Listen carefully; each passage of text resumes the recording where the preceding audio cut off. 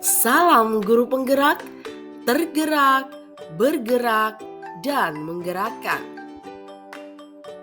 Assalamualaikum warahmatullahi wabarakatuh. Salam dan bahagia. Pada video kali ini, saya Andriani Susana. Saya adalah seorang calon guru penggerak angkatan 8 dari Kabupaten Purbalingga.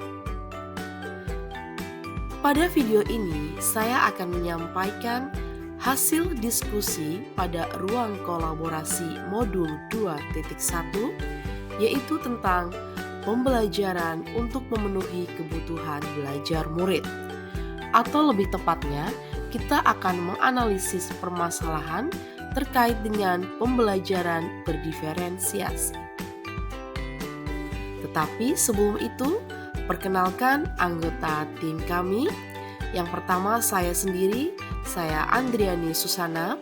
Saya adalah seorang guru matematika di SMA Negeri 1 Purbalingga. Dua rekan saya, yang pertama Bapak Dedi Wahyu Hartanto.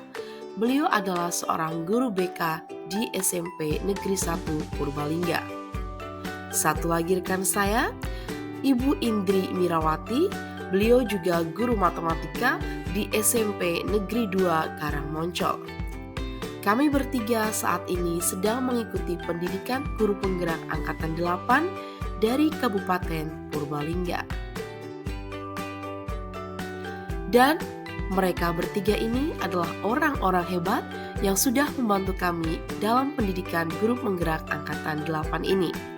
Yang pertama, ada Ibu Juniarti Manalu. Beliau berperan sebagai fasilitator.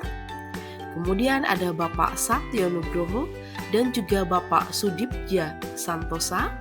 Beliau berperan sebagai pengajar praktik. Ya, kita mulai dengan apa itu pembelajaran berdiferensiasi? Pembelajaran berdiferensiasi merupakan serangkaian keputusan masuk akal atau common sense yang dibuat oleh guru yang berorientasi kepada kebutuhan murid.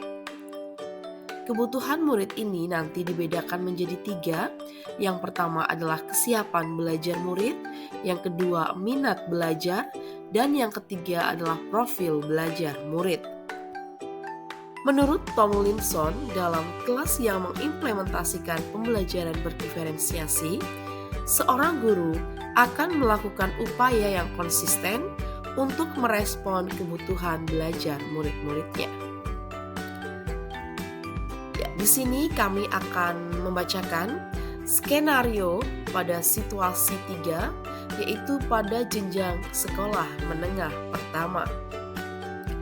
Adapun permasalahannya, Pak Dudidam, seorang guru SMP, ingin mengajarkan murid-muridnya materi tentang iklan.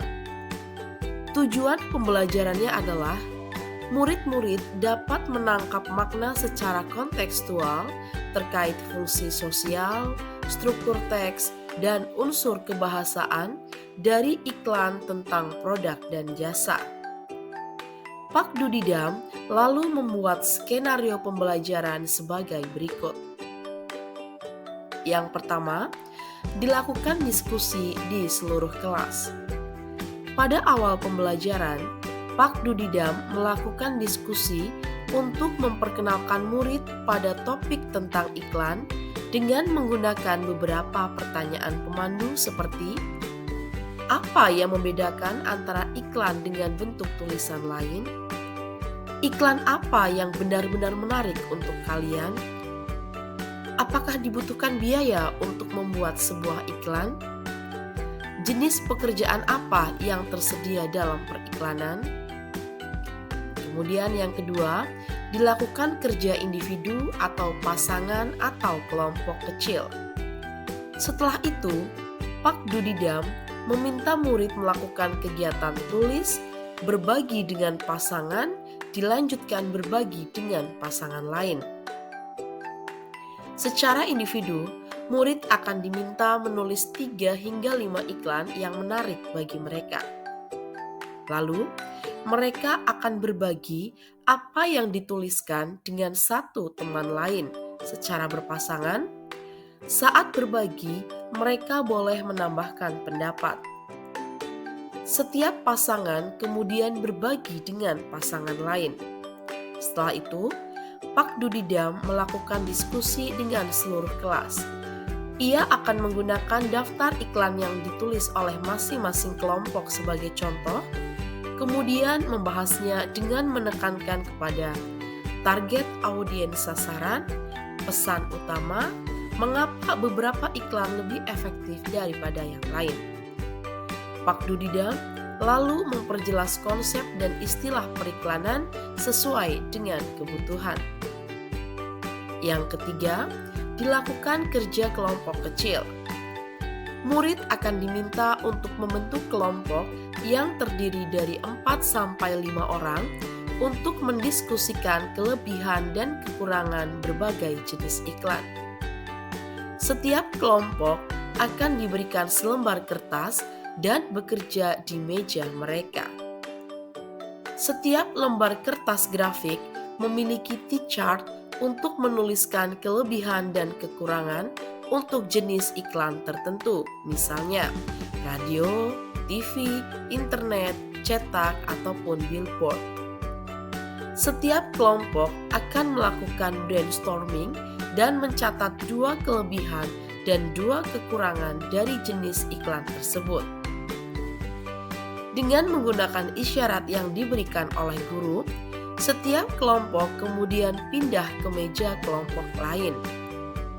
Mereka membaca masukan yang telah ditulis sebelumnya dan menambahkan 2 kelebihan dan kekurangan lagi.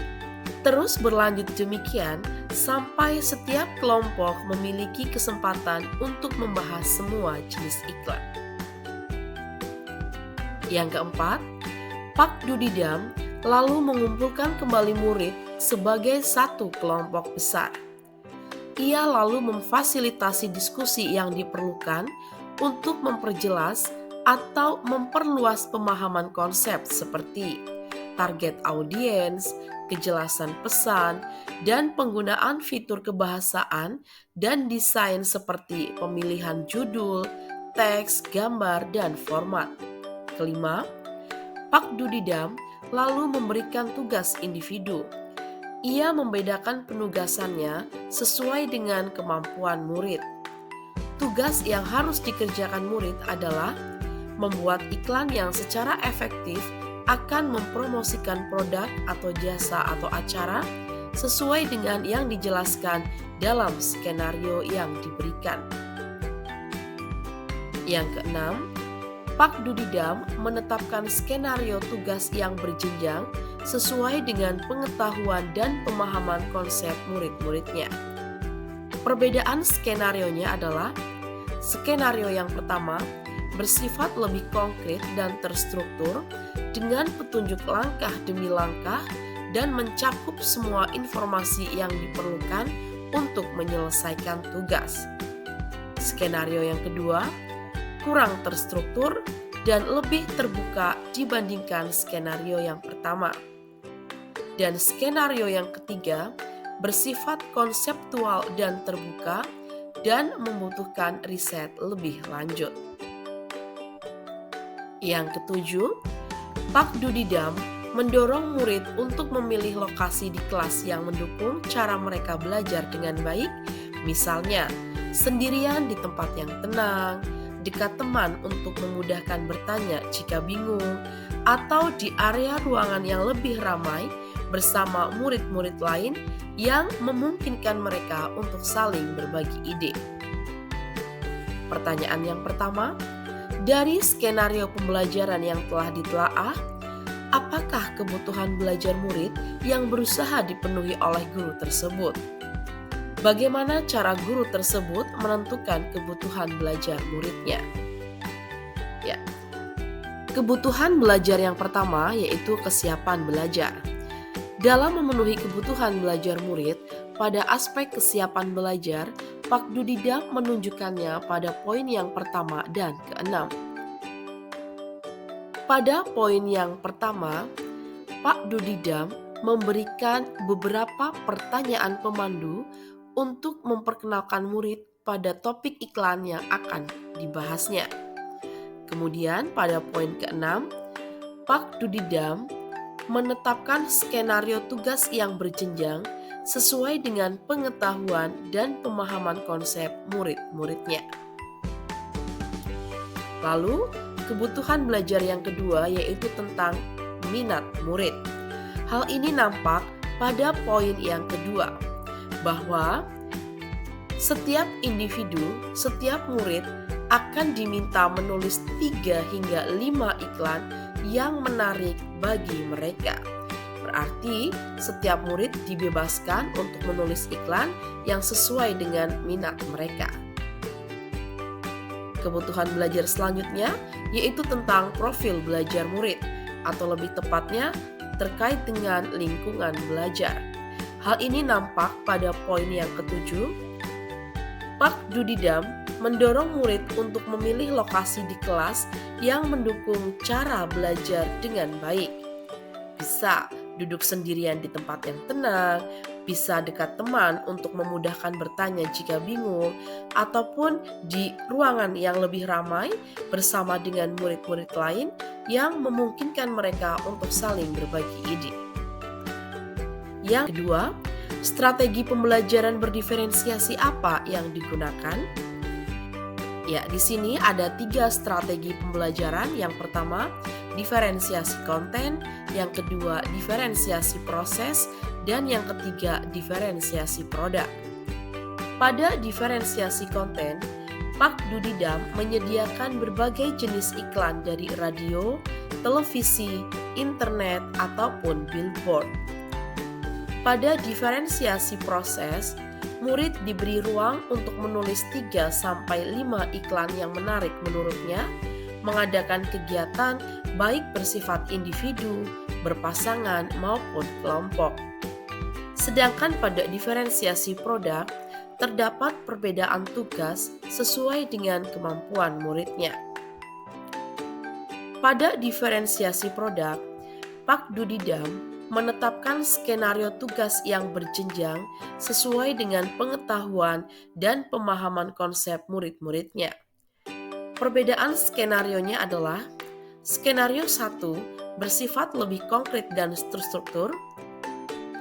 Skenario 1 bersifat lebih konkret dan terstruktur dengan petunjuk langkah demi langkah dan mencakup semua informasi yang diperlukan untuk menyelesaikan tugas.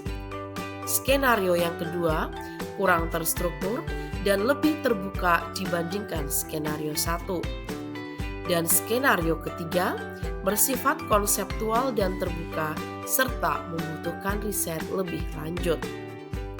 Pertanyaan yang terakhir, bagaimana guru tersebut melakukan penilaian? Pak Dudidam melakukan 2 buah penilaian. Yang pertama, assessment for learning dan assessment of learning. Assessment for learning yang dilakukan oleh Pak Dudidam selama proses pembelajaran yaitu tampak melalui kegiatan individu, berpasangan, kelompok, dan dilanjutkan diskusi dengan semua murid serta adanya umpan balik. Proses penilaiannya ada pada skenario poin 1, 2, dan 4. Ini merupakan penilaian formatif. Selanjutnya, Pak Dudidam juga melakukan assessment of learning, yaitu dengan memberikan tugas individu yang sesuai dengan kemampuan masing-masing murid. Murid diminta untuk membuat iklan yang secara efektif akan mempromosikan produk atau jasa atau acara sesuai dengan yang dijelaskan dalam skenario yang diberikan. Ya, sekian presentasi kami pada ruang kolaborasi modul 2.1. Semoga apa yang kami sampaikan bisa bermanfaat untuk teman-teman semuanya. Mohon maaf jika ada kesalahan. Jangan lupa like, comment, subscribe link channel YouTube ini. Terima kasih. Wassalamualaikum warahmatullahi wabarakatuh.